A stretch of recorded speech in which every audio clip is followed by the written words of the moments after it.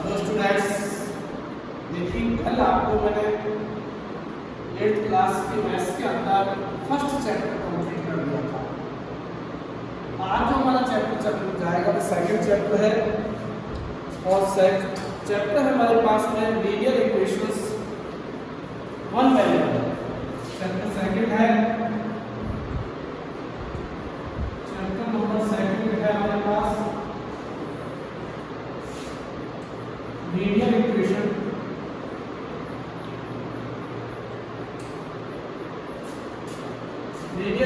में first variable,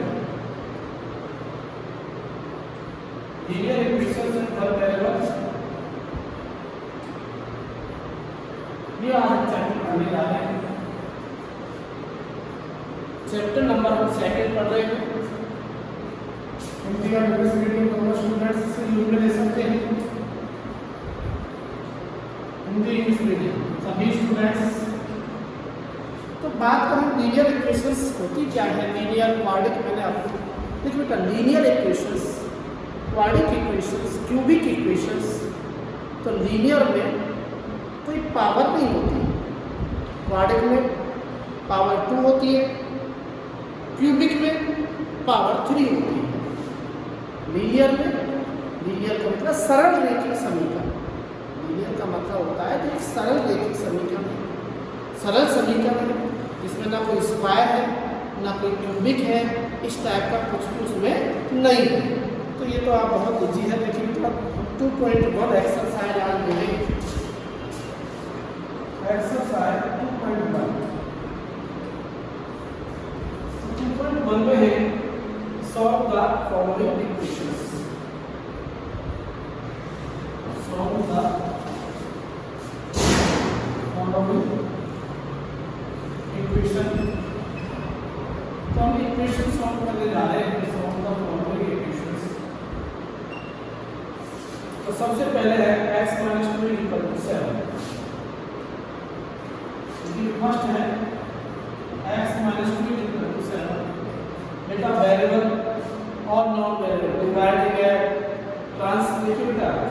कहने का मेरा मतलब ये है कि किसी भी क्वेश्चंस के अंदर यदि आप सॉल्व कर रहे हो उसे, तो आपको क्या करना है, जैसे ट्रांसपोजिंग है या डिवाइडिंग है, बहुत साइड्स है, कोई भी है लिखना पड़ेगा। ठीक है, तो देखिए सबसे पहले बात करें कि वेरिएबल है, नॉन वेरिएबल है, ये 7 है। तो ये -2 को इधर शिफ्ट कर दो आप।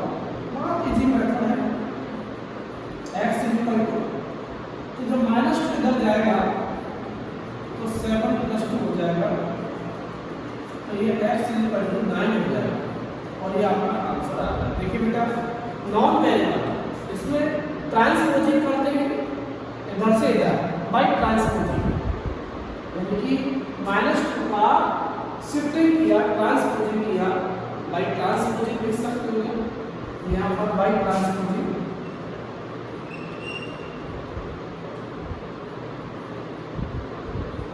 Bye transposing. तो ये बेटा बहुत इजी क्वेश्चन था। सेकंड भी ऐसा है, थर्ड भी ऐसा ही है। थोड़ा फोर्थ क्वेश्चन दे रहा हूँ। नंबर 4 है 3/7 प्लस x = 17/7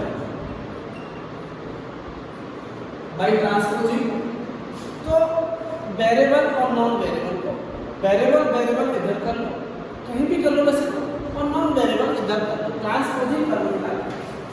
यहाँ एरो लगा दो, x = 17/7 -3/7 17/7 -3/7 17/7 -3/7। तो ये आपका x = एलसीएम ले लो बेटा 7। यहाँ पर आप 7 है, यहाँ भी 7 है, एलसीएम ले लो 7। तो ये आ जाएगा 17 - 3। 17 देखो, यहाँ भी 7 है, यहाँ भी 7 है। एलसीएम 7 ले लिया, 7 से 7 कट गया, डिवाइड हो गया, बाय डिवाइडिंग कर रहा हूँ और 17। तो ये अब आपका आंसर आ जाएगा बेटा 17 में से 3 माइनस कर दो 14/7 और ये 2 आंसर आ रहा है। तो ये फोर्थ इक्वेशन थी। फिफ्थ नंबर क्वेश्चन नंबर 5 देखिए, फिफ्थ में ले रहा हूँ बेटा मैं, क्या है हमारे पास में 6x = 12। बहुत इजी है, 6x = 12। तो यहाँ 6 प्लस x नहीं है, 6 प्लस x नहीं है, 6 मल्टीप्लाई x है, 6 मल्टीप्लाई x है। तो x =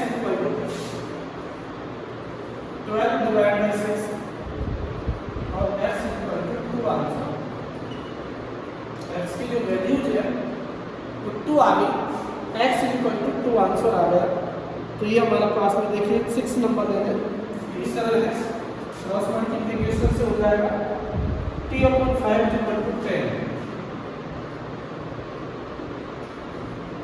इसके नीचे मान लगा दो, t/5 = 10 है, तो क्रॉस मल्टीप्लाई कर दो,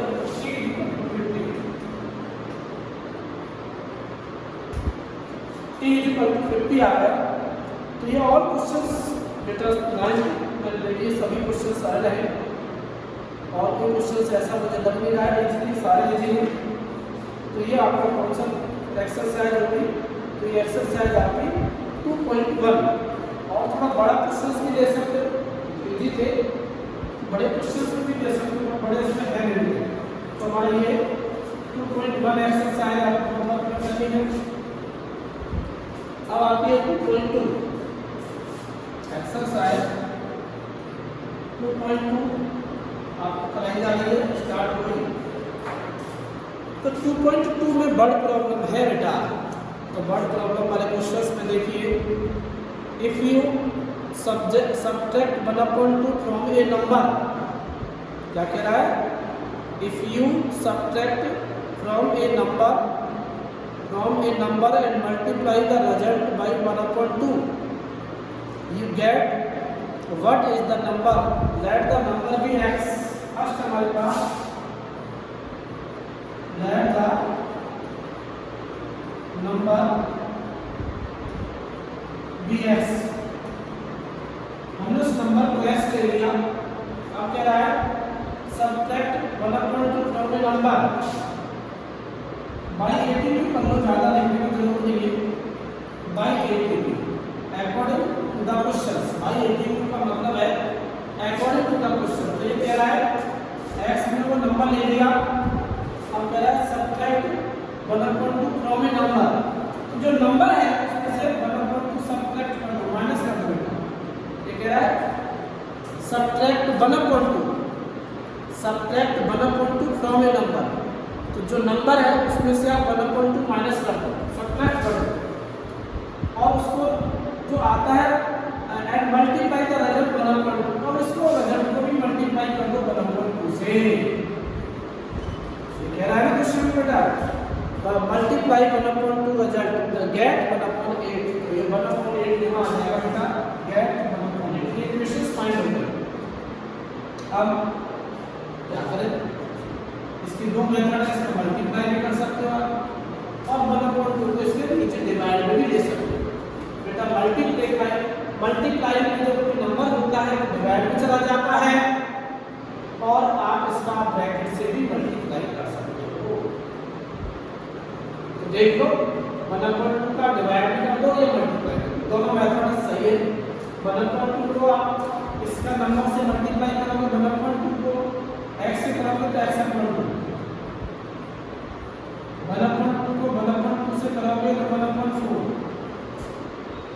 = 1/8।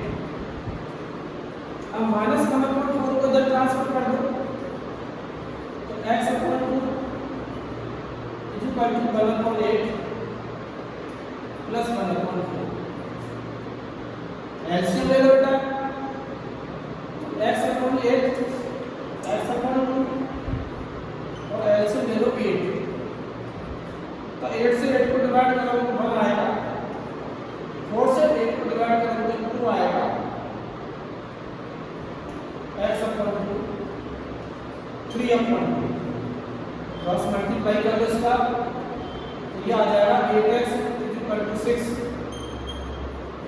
x इक्वल टू 6/8 काट दो बेटा, 2 3 जा 2 4 जा, तो x equal to 3/4।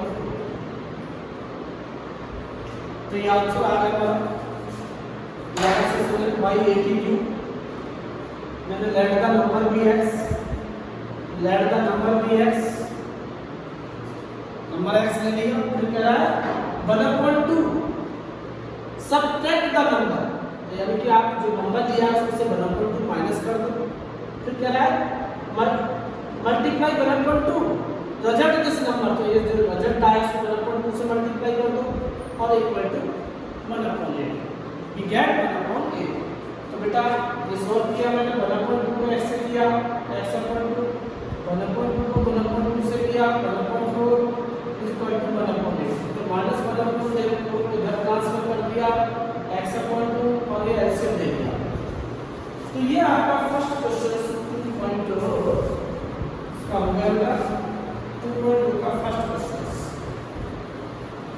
Question first आपका 2.2 का हो चुका है। फिर बात करें 2.2 के सेकंड क्वेश्चन से, तो ये देखिए क्या है आपका, तो ये हमारे पास 2.2 का सेकंड जो क्वेश्चन है, the perimeter of A rectangular swimming pool, perimeter of A rectangular swimming pool is 54, its length 2 meter more than its breadth, twice the breadth। बेटा क्या कह रहा है, what is the length and the breadth. दोबारा से देखिए, perimeter एक rectangle field है, पेरीमीटर गिवन है, लेंथ इज 2 मीटर मोर, उसकी जो लेंथ है 2 मीटर मोर, 2 मीटर ज़्यादा है, देन ट्वाइस इट्स ब्रेथ, उसकी ब्रेथ से, मतलब ब्रेथ का ट्वाइस कर दे, ब्रेथ ले ले, let the breadth be x, तो ब्रेथ का ट्वाइस कर दे, फिर भी 2 मीटर ज़्यादा है, तो सेकंड नंबर आता है लेट द